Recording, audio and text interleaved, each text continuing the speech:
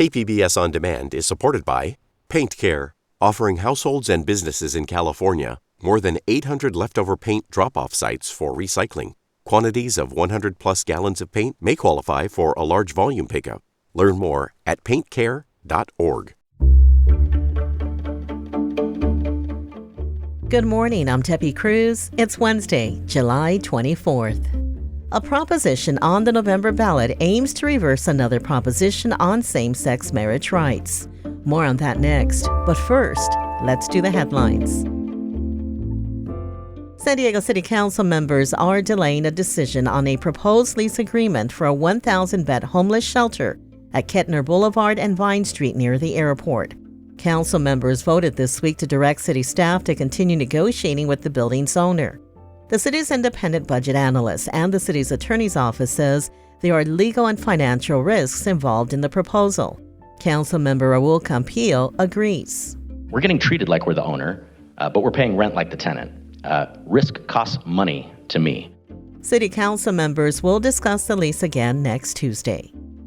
The San Diego City Council this week also unanimously approved a ballot measure that would increase sales tax in the city by 1% for broad infrastructure and city services funding for the November ballot. If voters approve the measure, it would raise the city's sales tax rate from 7.75% to 8.75%. Sales tax is currently the second largest revenue source for the city's general fund, and officials estimate it would generate $400 million annually. According to a city report, San Diego's current sales tax rate is tied for fourth lowest in the state. The report also found more than $9 billion is needed over the next 5 years to address an infrastructure backlog such as streets and storm drains. This week's heat continues, and in some areas there's a chance of rain. A heat advisory remains in effect until 10 tomorrow night in the inland areas.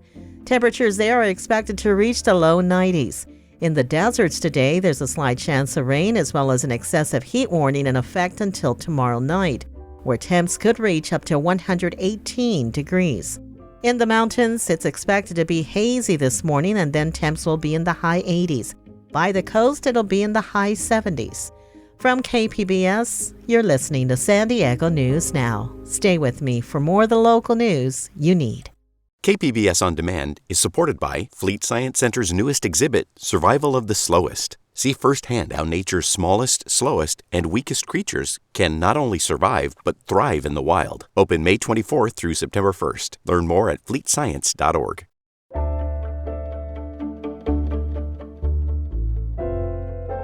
California voters will be faced with a choice this November of whether to enshrine same-sex marriage rights in the state constitution.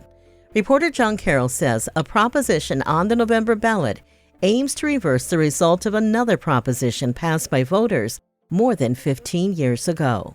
A state Supreme Court decision in May of 2008 cleared the way for same-sex marriage in California, but it didn't last long. In November of that year, voters approved Prop 8, which restricted marriage as only between a man and a woman. 2015's Obergefell decision by the U.S. Supreme Court made same-sex marriage legal nationwide. Prop 8 became moot. But supporters of Prop 3 say it's important to enshrine marriage equality in the Constitution. Vernita Gutierrez is with Planned Parenthood of the Pacific Southwest. She says it's important to remember the Supreme Court did away with Roe v. Wade, and they could do the same thing to Obergefell. The LGBTQ equality and the reproductive rights movements are inextricably linked because they are really all, use the same foundation in terms of bodily autonomy and being able to make decisions that we think are best for ourselves and our families. California voters will decide whether to do away with Prop 8 and approve Prop 3 this November. John Carroll, KPBS News. This September, hundreds of firefighters from across the country will be in San Diego for the Women in Fire International Conference. Reporter Andrew Dyer spoke to two San Diego firefighters organizing the conference. Firefighter Katie Kasheri demonstrates proper ladder carrying technique at San Diego Fire Rescue Station 10 in the college area. The 16-year San Diego firefighter is helping organize the biannual conference. Although women in firefighting meet the same standards as their male colleagues, Kasheri says there's a lot they can learn from each other. Women are teaching classes to other women primarily, and we are teaching different skills and techniques and movements and things that work for us. Selena Laniel is a fire captain at Station 10. She says although there are more women in firefighting today, it can be a difficult job. And to realize that you're not alone, that there is a lot of us out there is makes it a lot easier. The conference is this September at the San Diego Fire Rescue Training Facility and the West in downtown. Andrew Dyer, KPBS News.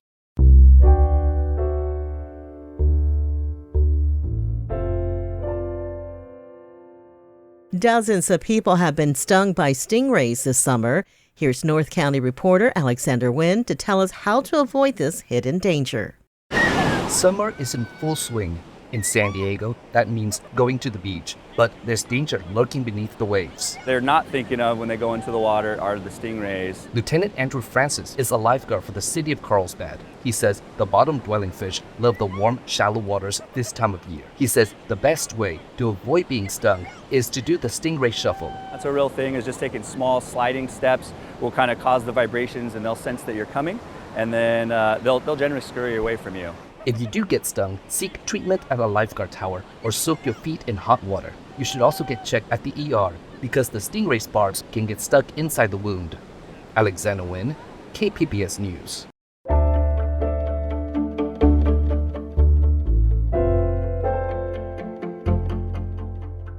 Tonight, Comic-Con kicks off a 4-day celebration of pop culture.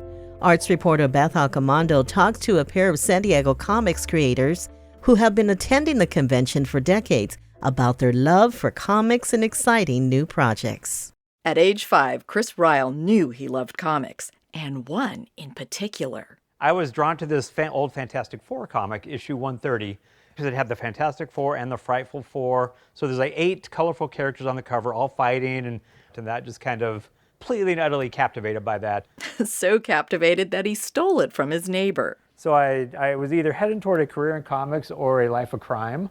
He took the path towards comics, even though that path wasn't as easy to figure out as, say, being a lawyer. I just didn't know that there was a path to working in comics.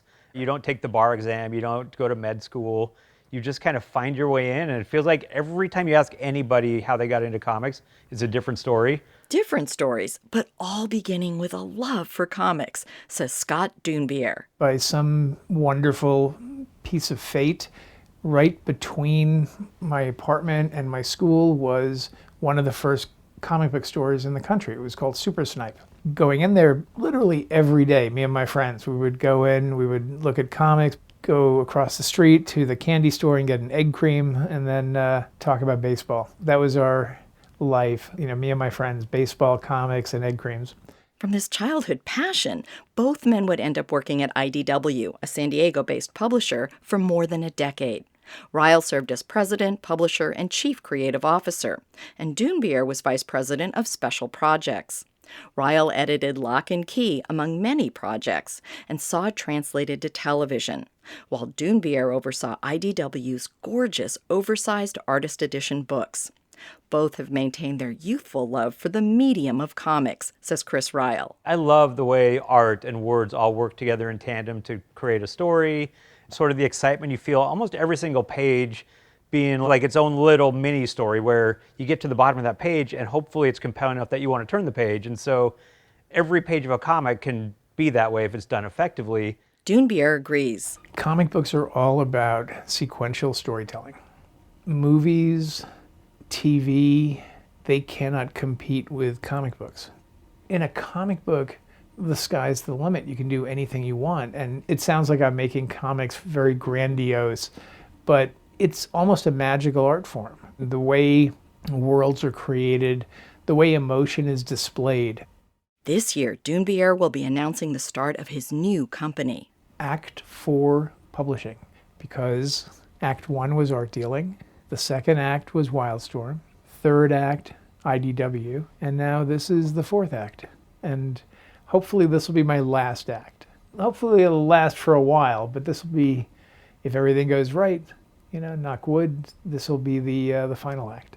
Since Doonbeer found comics through a love for the original art, he'll continue to make artist edition coffee table books, and at his panel, he'll give out oversized bookmarks to match the scale of those books.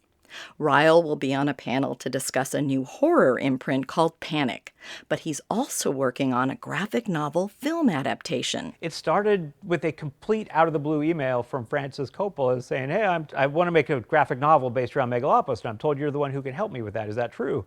And first you're like, I don't know if this is real, but your response, like my response always to these things is, yes, Francis Coppola, I am the right one who can do that.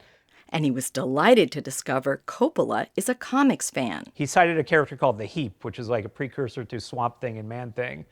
And like nobody mentions the Heap unless they're legit, unless they know comics. And so it's fun when you can find that common ground, that common comic book language to talk about, even with people that have never otherwise dabbled in the space before. So it's been a blast. Like it's been just the most like exhilarating, creatively inventive thing.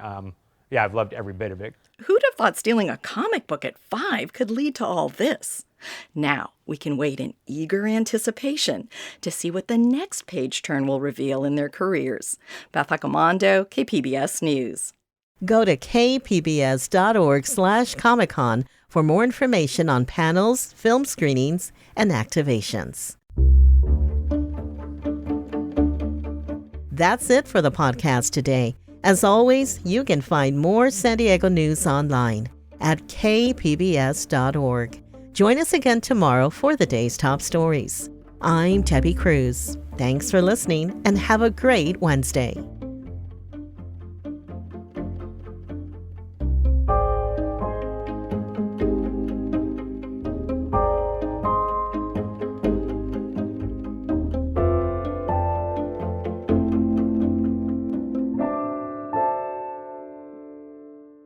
KPBS On Demand is supported by the National Conflict Resolution Center. Geopolitics, a divisive election year, and strained budgets are all topics that can create tension in the workplace. NCRC can help workplace leaders navigate polarizing issues with the Culture, Communication, and Conflict Certificate. More at ncrconline.com.